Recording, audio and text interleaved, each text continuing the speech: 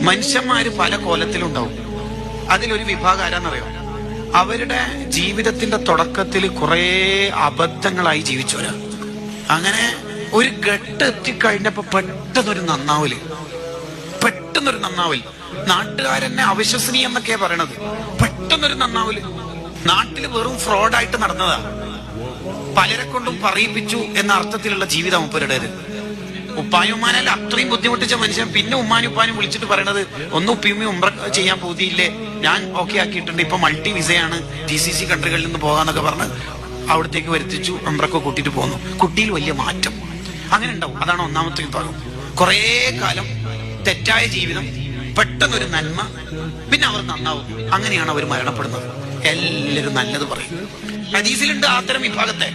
എന്താ പറയണത്? നിങ്ങളിൽ നിന്ന് ചിലർ നരകത്തിന്റെ പണി എടുത്തെടുത്തെടുത്ത് നരകവും ഇയാളും തമ്മിൽ ഒരു ചാണകലേ ഉണ്ടാവുള്ളൂ. പെട്ടെന്ന് ആ സ്വർഗത്തിന്റെ പണിയെടുക്കുന്നു, അവർ സ്വർഗത്തിലേക്ക് പാറിപ്പറക്കുന്നു, ആഖിബത്ത് നന്നായി മരിക്കുന്നു. അതാണ് ഒന്നാമത്തെ വിഭാഗം.